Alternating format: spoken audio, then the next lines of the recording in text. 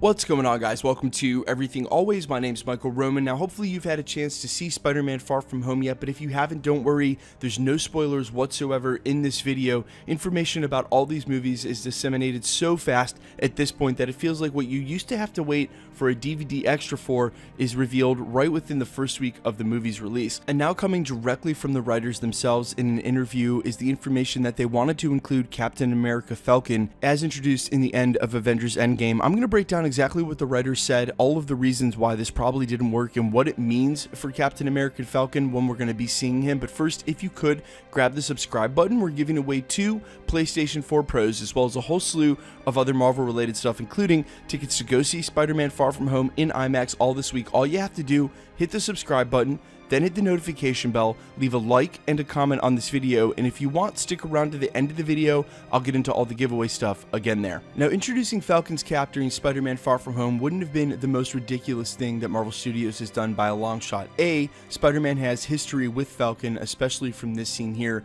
during Civil War. B, Falcon is going to have a prominent role in the MCU going forward, not only for his original TV show, but as the Captain America for the new Avengers whenever we see them during their next installment. And that leads to the logical conclusion that if Spider-Man is still going to be a member of that same Avengers squad, then him and Falcon are going to have to work together. Introducing them during this movie would go ahead and add to that connective tissue. And the writers said during the interview that they really wanted to involve him, given their agreement with Marvel Studios that 2 Avengers should show up in every Spider-Man solo movie. If you remember from Homecoming, it wasn't just Tony Stark's Iron Man, but rather Captain America. Chris Evans made an appearance in a cameo at the end during the physical fitness videos that Hannibal Buress shows at the high school. Either way, if they had involved Captain America's Falcon in this movie, it would have gone a long way in undermining what Falcon's going to have to go through to earn that shield. Now, I've covered this in some early videos talking about this show and what the plot line might exactly be. They've already teased the idea that they might actually be introducing a different Captain America, and I don't want to make that the point of this video.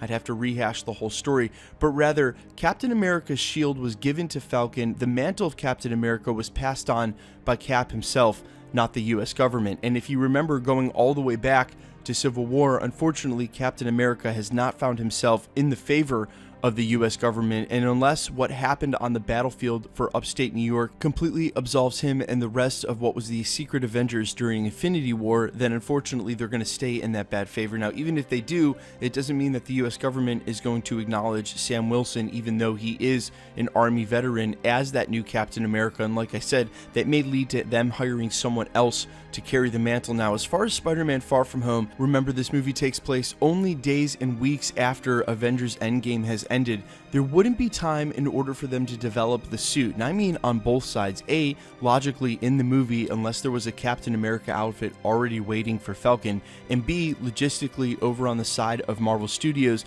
their art department, I don't know if you guys follow any of their artists on Instagram, shout out to them, they are a great follow, Andy Park and the rest of those guys. Their art department has a meticulous formation of designs that they go through, both comic book references, realistic references, to go ahead and design these comic suits for the big screen, implementing elements of what you've seen on the pages of the comic books crossed back over with what you can consider real-world utility. And this is surely a process that takes time, meaning had they not started on this since before the end of Avengers Endgame, then there's no way they would have been able to design a Captain America Falcon suit that they felt comfortable not only presenting us with for the first time, but then using going forward when they bring the show back a year from now. And speaking of being comfortable presenting it to us for the first time, that's a huge reveal. Falcon has been Captain America's sidekick this entire time, present through most of the second part of the Infinity Saga. To show him on the big screen, or rather the first time in his TV show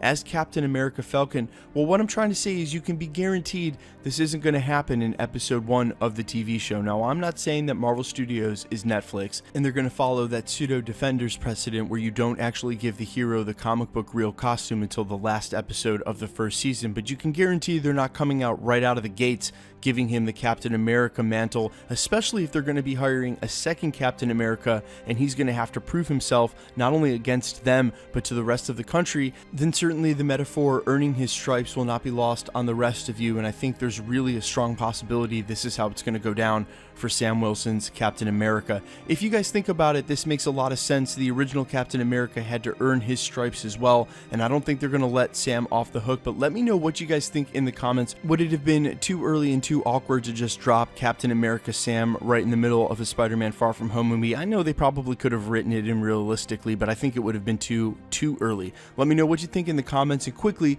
let's get into the giveaway stuff before I let you go. Alright, we're giving away 2 PlayStation 4 Pros, the next of which is at the 500,000 subscriber mark, which we should hit in a couple of months. All you have to do, make sure you comment and like every video, subscribe, and hit the notification bell. We're also giving away one over on my Spotify account. It's free and easy to enter that one as well. Just click the link down in the description in the comments. If you have a Spotify account, great. If you don't, it's free to make one. Just all you need is an email. Follow the account all first, screenshot it, then send that screenshot to everythingalwaysYT@gmail.com. It's just a few hoops to jump through. Far fewer people are going to do this than sub here at the channel. It'll greatly boost your odds. We're 3/4 of the way there on that giveaway. If you want to win any of the other stuff at the channel, including the tickets to go see Spider-Man Far From Home in IMAX this weekend, or any of the other prizes here at the channel, all the same rules apply. All you have to do, hit the sub button, then hit the notification bell, leave a like and a comment on the video, and all of that will get you better odds of winning. My name's Michael Roman. This is Everything Always. Guys, thanks for checking out the channel, and stick around. We'll be posting again real soon.